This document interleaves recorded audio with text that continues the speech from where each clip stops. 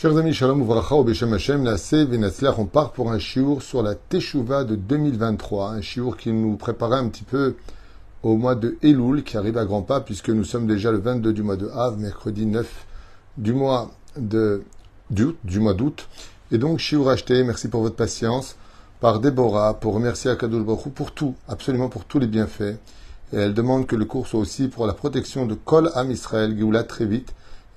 Et merci à Rav Twitou pour tous ces cours qui m'aident à avancer. Toda Rabba à vous, c'est grâce à vous qui regardez les cours que je puisse me permettre de vous faire ces shiurim, car s'il n'y avait personne, je ne les ferais pas.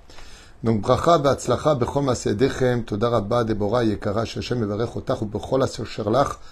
Mamash, avec ta permission, j'aimerais aussi que ce shiur appartienne à toutes les personnes qui aimeraient faire teshuva et qui ont du mal à le faire. On commence tout de suite ce shiur en pensant à la refouach shlema de tous les malades d'Israël, bien sûr, les nunishmat, Kol Mete Israël, et tous les Bnot Israël, Bnei Israël, Bezrat Hashem, et à tous les couples qui sont sur le point de divorcer, qu'Akadosh Baruch Hu les raisonne et trouve une solution à leur folie. On commence, Bezrat Hashem, avec un shiur qui me tient à cœur, puisque j'aime bien parler de l'actualité à travers la Torah, puisque la Torah est toujours d'actualité, donc il n'y a pas beaucoup d'efforts à faire. J'étais en train d'étudier dans mon bureau, juste avant de lancer ce cours qui m'est venu à l'esprit, le Zohar HaKadosh sur la paracha de la semaine, et j'ai pas pu continuer parce que je lisais des choses tellement merveilleuses sur le domaine de la Teshuvah que même si j'ai fait une très longue liste, je crois 15 cours à peu près sur la Teshuvah et ses conditions, que je voulais vous parler quand même d'une Teshuvah un peu différente pour relever un petit peu l'esprit des efforts que l'on peut prodiguer dans notre génération. Alors, il y a quand même une grande différence entre être un homme impie et un homme qui est fait tchouva. Le Zohar HaKadosh, que je disais tout à l'heure, disait que Akadosh Baruch Hu, s'il a gardé une force en lui pour ses enfants, c'est la force d'être capable d'oublier le mal qu'on lui a fait, le fait de lui avoir désobéi, si vous préférez, ok, et d'être capable de ce qu'on appelle la viramidotav, c'est-à-dire de surmonter la justice et sa colère du fait qu'on n'a pas arrêté de délirer, de faire ce qu'on voulait, et puis voilà qu'un jour on dit bon tu sais quoi, j'arrête mes ch'touillottes, je vais arrêter mes bêtises, et puis je vais commencer à faire teshuva. Et puis voilà que Dieu te dit j'accepte tout de suite. Alors imaginez comme ça que une fois de plus je prends souvent cet exemple parce que c'est un exemple qui me touche personnellement, qu'un homme fait vraiment confiance en sa fiancée avec qui il compte se marier, et puis il apprend qu'en réalité elle vadrouille à droite et à gauche avec d'autres copains et qu'elle s'embrasse ailleurs, ou qu'un homme, une femme pareille, apprend que son fiancé, eh bien, il est parti avec sa meilleure amie, par exemple. Puis il vient la voir, il dit écoute, j'ai réfléchi, comme ça, cool, j'ai réfléchi, il n'y a pas mieux que toi, je m'excuse, je recommencerai plus, ok? Et la fille lui dit ah ok, donc tu regrettes? Oui, vraiment, oui, vraiment. Là, je rouge comme ça, il dit oui, je regrette vraiment. Ah, bah alors ça va, on peut se marier. Qui peut faire ça? Il n'y a que Dieu. Ça n'existe pas. J'avais pris l'exemple de la banque dans mes cours. Tu dois 1 million d'euros à la banque. Tu dis au banquier, je regrette vraiment d'avoir pris un tel découvert. Je avais su que je ne pouvais pas rembourser, jamais je l'aurais pris. Je vous demande pardon et tu dis ok, tu n'as plus de dette. Ça n'existe pas. C'est ce que dit le Zohar HaKadosh. Du côté de Dieu, du côté du Créateur du monde, Ndur Aliana, HaKadosh Baruch Hu, cette grande mitzvah de l'aimer est très facile. De le craindre, c'est plus difficile. Dieu, il est facile à aimer. On lui doit tout. Eh bien, HaKadosh Baruch Hu, Boré Olam, il arrive à faire quelque chose, il Zohar HaKadosh, il garde, Kivyachol, toutes ses forces pour ces moments-là. C'est quand même incroyable. Mais nous, de notre côté, on sait que, de façon consciente, on vient au monde. On le vit. On sait qu'on partira de ce monde. On le sait, on ne le vit pas. Parce que si on le vivait, on ferait tchouva très vite, je vous l'affirme. On sait au fond de nous, même si des fois on a des moments de doute qu'il y a une vie après la mort. On en est conscient, et la preuve en est, on fait la scarotte de nos grands-parents. Donc si on achète des cours pour nos grands-parents, si on prie pour qu'ils soient au Gan Eden, si on va sur leur tombeau pour leur demander de l'aide, c'est qu'on dit qu'il y a peut-être une vie après la mort. On n'est pas si bête que ça. Alors si tu le sais, comment tu peux rester dans la faute? Puisque toi, un jour, tu seras aussi sous terre. Alors, comment tu comptes t'en sortir? Eh bien, parce que le Yetzer Hara, eh bien, nous rend constamment le chemin devant nous flou. Il met des doutes, il nous fait oublier et il nous fait surpasser la bêtise humaine. C'est-à-dire que il y aura ce qu'il y aura, Après tout, je suis pas si mauvais. Alors c'est quand même incroyable. Parce que dans l'esprit humain, quand il s'agit de dire à quelqu'un fait tchouva, tu dis attends, mais je fais quand même des mitzvot, moi, je comprends pas, je donne de la tzedaka, j'aide quand il faut aider, j'ai complété un minyan, je comprends pas, tu vois, relou comme ça, de balles. Et par contre, quand il s'agit des autres, tu ne fais pas, il te manque ceci et il te manque cela. On est beaucoup plus proche de nous-mêmes et on est beaucoup plus facile à trouver des défauts chez les autres. Alors que c'est exactement ce qu'on devrait faire. Trouver des qualités chez les autres et regarder ce qui nous manque pour être meilleur. En d'autres termes, avant de construire les autres, d'abord, ferme bien tes boulons. Oufren, l'étude va commencer sur un sujet qui s'appelle la Teshuvah de 2023. La Gemara elle-même nous dit que la Teshuvah de la fin des temps, ce ne sera pas la même qu'aujourd'hui. Il n'y a pas photo, celui qui a plus de 50 ans, il voit la différence énorme dans tous les sens du terme. Avant, ne serait-ce qu'à mon époque, le petit bonhomme qui est devant vous, qui va bientôt fêter ses 57 ans, je ne suis pas tellement vieux, mais je peux vous affirmer que j'ai vécu quand même deux époques. Une époque équilibrée, une époque saine, oui, saine, même en France, saine, oui, par rapport à une époque aujourd'hui où ça va pas du tout. C'est de la folie totale, alors totale de chez totale. Donc c'est vrai qu'avant, il faut reconnaître que la Teshuvah était plus simple. Moi, j'ai fait Teshuvah dans les années 85, 86. Franchement, à part les boîtes de nuit que tu laissais, les cinémas que t'évitais, manger cachère, il y avait déjà à l'époque. Bon, voilà, on faisait Teshuvah, quoi. C'était pas tellement dur. T'allais à la synagogue, moi j'allais au Tournelle. C'était pas désagréable. Il y avait des cours, on comprenait rien. Donc tout ce qu'on nous disait, c'était super, parce que de partir de zéro, donc déjà, ça fait beaucoup. Mais il n'y avait pas toutes ces tentations. Même si tu voulais avoir des films incestueux, il fallait aller au cinéma. Il n'y avait pas de portable. Les télévisions s'éteignaient à minuit. Et s'il y avait une poitrine qui traînait sur l'écran, il y avait marqué un carré blanc, interdit au moins de 12 ans. Les films avaient une moralité. Les feuilletons, les héros étaient les gentils. Aujourd'hui, les héros, c'est les méchants. Et c'est eux qu'on applaudit. C'est-à-dire, on est dans des mondes renversés. Ce qui fait que je vous ai noté quelques détails dont je me souviens personnellement avoir partagé aussi avec d'autres personnes qui sont plus âgées que moi. Avant aujourd'hui, avant 2023, quand on revient à une époque où il y avait encore une moralité sur Terre, le respect, moi je ne l'ai pas appris de la Torah. Je vous parle franchement, je suis quelqu'un de droit, j'aime pas moi faire des traduits à droite et à gauche. Moi, j'ai pas appris le respect de l'autre de la Torah avant d'avoir fait tchouva.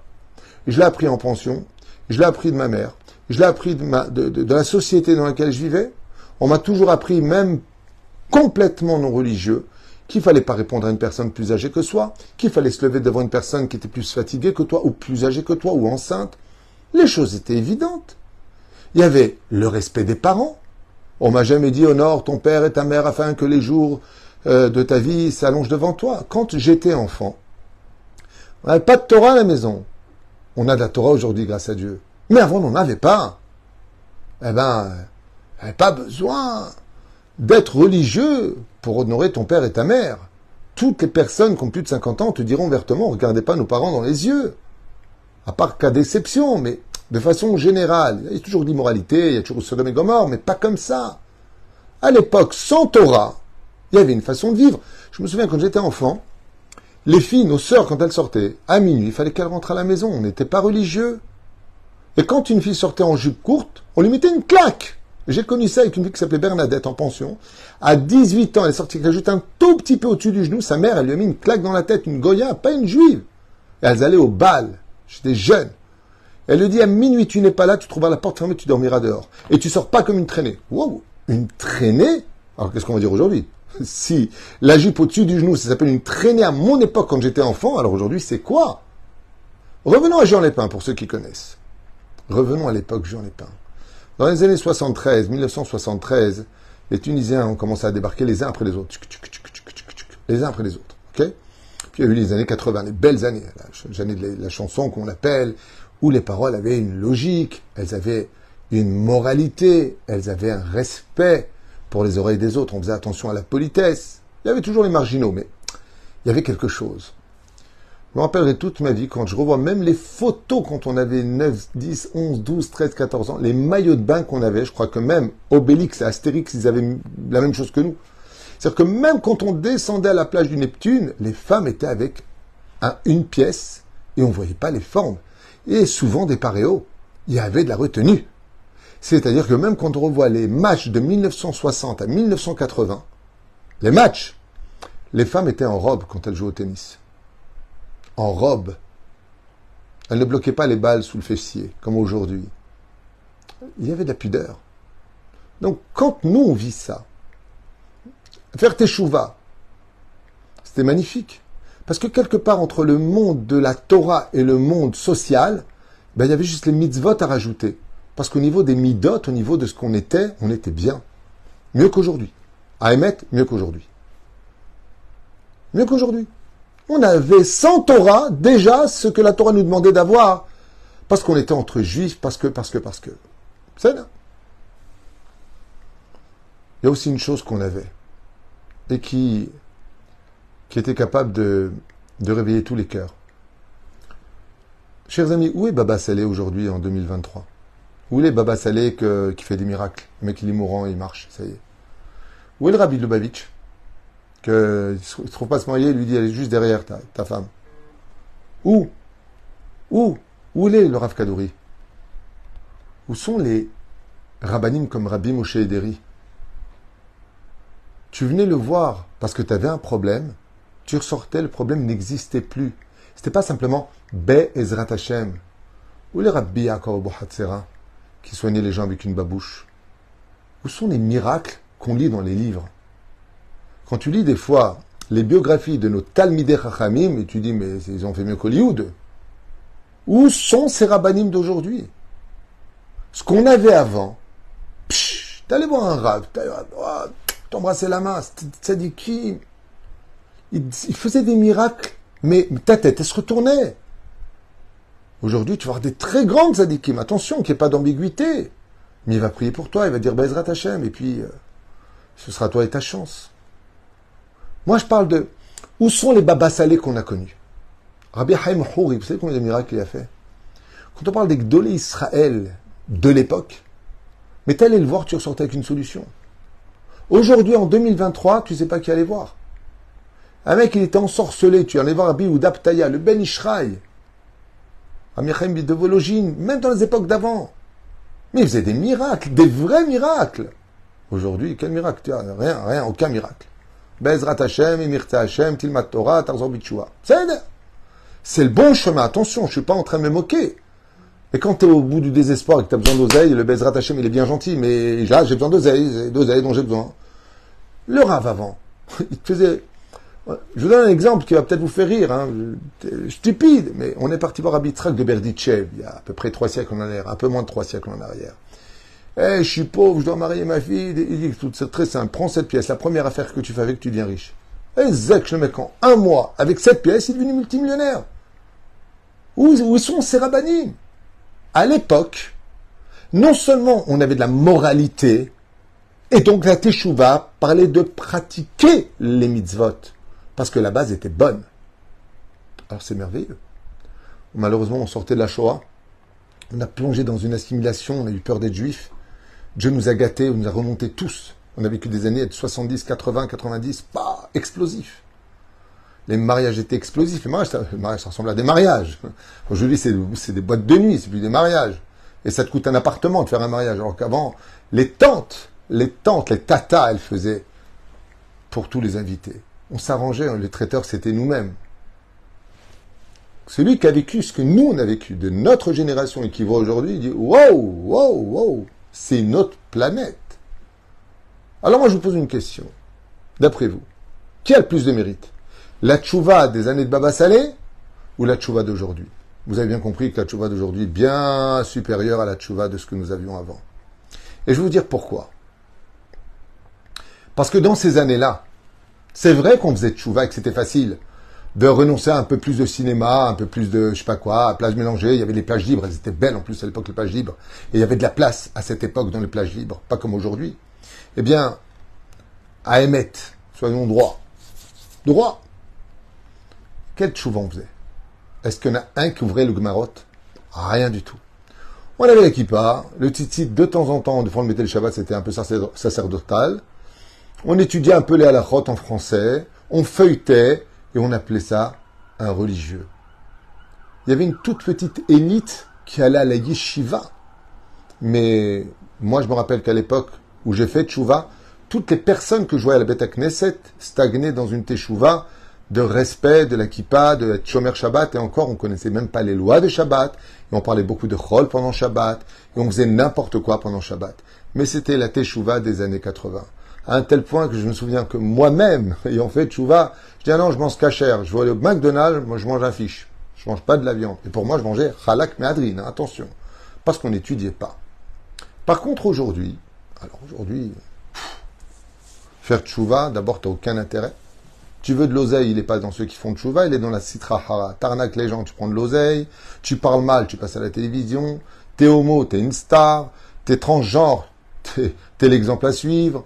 Tout ce que tu veux, de tout ce qui a toujours été tabou comme sujet dans les années précédentes, tu es à l'opposé, tu es à la pointe de la perfection. Tu fumes des pétards énormes, il n'y a pas de problème. Encore tout à l'heure, on montrait des vidéos partout, où les flics démontent des panneaux pour te mettre des PV. Ils les mettent derrière des grands panneaux pour pas que tu vois, ils se mettent juste derrière et te mettent des PV. Et aussi dans notre pays, malheureusement. Partout, on voit ça. Mais comment on peut être voleur comme ça? Comment on peut être méchant? Comment on peut se faire de l'argent sur le dos de personnes qui n'ont même pas en réalité fauté? C'est dégoûtant, si c'est pas le mot dégueulasse. Où est-ce qu'on va? Où est-ce qu'on va? Rien que ce matin, dans notre génération, où là je vous ai marqué quand même pas mal de choses, il suffisait de renoncer à quelques plaisirs pour être proche de la teshuva, et les divorces étaient si rares, même s'ils arrivaient à l'ancienne époque. Rien que ce matin, ma femme m'apprend de son côté, à part le mien, j'ai pas voulu lui raconter, 3 hommes ont laissé tomber leur épouse, sans donner de nouvelles. Il y en est parti. Les schlambaïts qu'on essaie de faire, ça a du mal à prendre. Les femmes ne trouvent plus leur place, les hommes ne trouvent plus... Wow. L'argent. Alors, je vous ai noté le Pascal ici. Alors, pas Pascal à la vache shalom. Pascal, c'était le billet de 500 francs. Quand tu avais un billet de 500 francs dans les années 80, 90, babouche. Tu avais de l'oseille. Tu avais de l'argent. Moi, je me rappelle qu'à l'époque, quand j'étais jeune, avec 500 francs, je passais tout le mois d'août sur la côte d'Azur et je revenais avec de la monnaie. Rien n'était cher. Tu jouais, tu faisais du ping-pong, tu faisais du ski, tu faisais du total, tu revenais encore et te restait 50 francs. Tout était à portée de main. Le cinéma était à portée de main. Tout était à portée de main. Aujourd'hui, je vous donne 200 euros. Vous faites combien de jours avec en vacances? 2 jours? 3 jours? Allez, la semaine. On est dans des mondes qui n'ont plus rien à voir. L'argent n'a plus de valeur. Avant, on n'avait pas peur de travailler beaucoup pour prendre peu. Aujourd'hui, on veut travailler peu pour prendre beaucoup. On est dans un monde différent. Dans un monde où tu n'as plus besoin d'aller au cinéma pour aller voir des films incestueux. Il te suffit d'appuyer sur 2 touches ou 3 touches dans votre portable pour avoir toute la pornographie à portée de main. Il suffit simplement d'appuyer sur une seule touche pour envoyer à des millions de personnes de la médisance des uns et des autres, chose que tu n'avais pas à l'époque. C'est pas parce que tu es religieux que tu auras plus d'argent aujourd'hui. Au contraire, plus tu es religieux, et plus on te hait. Encore hier, une femme m'écrivait en me disant « Rav Tutu, mon mari me demande de retirer le kissouille. Qu'est-ce que je fais ?» Au lieu d'avoir un mari qui applaudit sa femme, d'avoir le kissou sur la tête parce que le créateur du monde lui demande, lui, il lui dit à sa femme « Enlève le kissou. » Qu'est-ce que vous voulez que je vous dise? Il y a même un homme qui a dit à sa femme « N'aimez plus des jupes longues. Moi, j'ai pas épousé une grand-mère. Je veux des jupes courtes au radé. » Où est-ce qu'on va? Où est-ce qu'on va quand on prie le Créateur du monde de réussir enfin une famille juive et qu'on est trahi par une femme qui en réalité était une PN ou une femme mauvaise ou un garçon qui était hypocrite et qui nous a caché qu'il se droguait avant ou qu'il mentait? Où est-ce qu'on va? Comme vous l'avez écrit dans vos commentaires, nous sommes au summum de l'immoralité et au summum de la méchanceté, voire de l'hautinerie et autres. Oufren, je voulais vous conclure quelque chose, chers amis. En contrepartie de toute cette impureté qui gère l'atmosphère dans laquelle nous respirons, dont j'ai fait un cours très important ce matin que je vous conseille de regarder, eh bien, c'est vrai qu'à l'époque, Le Yetzer Hara, il était plus rangé qu'aujourd'hui. Mais la Teshuvah, elle était faible. Elle n'allait pas très très loin. Ah, Shomer Shabbat, Shomer Yom Tov, c'est pas sérieux. Aujourd'hui, la Touma est énorme. Et quand on voit des gens faire Teshuvah, ils étudient les halachot, ils étudient les Mishnayot, ils étudient Mishnah Brura, ils étudient le Talmud, ils étudient le Zohar. Waouh! On ne pourra jamais non plus comparer la Teshuvah qu'on voit aujourd'hui chez les jeunes qui font Teshuvah, comme nous au Kollel. Nous avons eu le mérite de créer un Kollel pour les jeunes, au lieu de traîner dans la rue. Les Avrechim étudient avec eux, et ils sont payés pour cela. Et les jeunes et les Avrechim. J'ai une personne qui a pris cette mise-là sur lui de les payer. C'est extraordinaire comme projet. Ouais. Ils sont en train de faire Teshuvah, et vous savez ce qu'ils étudient? Le Talmud, Rashi, Tosfot, Halacha, Brura, Mishnah Brura. La Teshuvah d'aujourd'hui, comme la Touma est très puissante, la Teshuvah est très puissante. À l'époque, elle était faible, cette substance du mal. Alors la Teshuvah était faible. Aujourd'hui, notre mérite en 2023, le Rav Ovadia lui-même avait dit, celui qui fait Teshuvah dans notre génération est plus grand que celle des Tanaïm, là où il n'y avait pas non plus beaucoup de choses à faire. Aujourd'hui, tu as une voiture qui t'emmène au bout du monde. Des fois, il m'arrive, j'ai fait l'aller-retour, j'avais une choupa à faire à Eilat. Ok, j'habite à Ashdod. Faites votre. Imaginez un petit peu, 300 bornes aller, 300 bornes retour. Avec un âne et une charrette, combien de jours j'aurais pu mettre? Dans le soleil, en m'arrêtant aux auberges, combien ça m'aurait coûté? Je suis parti, Baruch Hashem, à 4 heures. Je suis arrivé là-bas, il était 20 heures. J'ai fait la choupa à 20h30. J'ai repris la voiture, il était 21h30. Et je suis arrivé ici. J'ai fait un aller-retour, 600 bornes dans une voiture. J'ai dormi chez moi et je suis parti de chez moi. À l'époque, fallait la charrette. Aujourd'hui, le Yetzer Hara, il n'a plus du tout le même visage. Il est beaucoup plus sournois et beaucoup plus intéressant. Les plaisirs ont changé. Plus aucun sujet n'est tabou, que ce soit du monde de la drogue jusqu'au summum de l'immoralité sexuelle. Tu fais ce que tu veux, où tu veux, comme tu veux. Avant, les gens se cachaient. Aujourd'hui, ils se montrent. Avant, les gens se transmettaient. Aujourd'hui, c'est dans les magazines. Oui, c'est dans les magazines qui sont vendus pour n'importe quel enfant qui peut rentrer, c'est dans les kiosques. Et c'est pas marqué interdit de vendre au moins de 18 ans.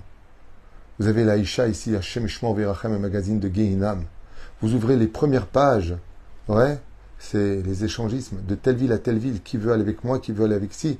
Et pire encore, hein, je pars en vacances, je cherche une fille, je suis prêt à... On parle d'un magazine qui est vendu partout, qui est vendu sur le trottoir. Oh, où est-ce qu'on va? Et la Chana Teshuvah, aujourd'hui, elle a toute son ampleur. Avec tout ce que l'on peut voir autour de nous.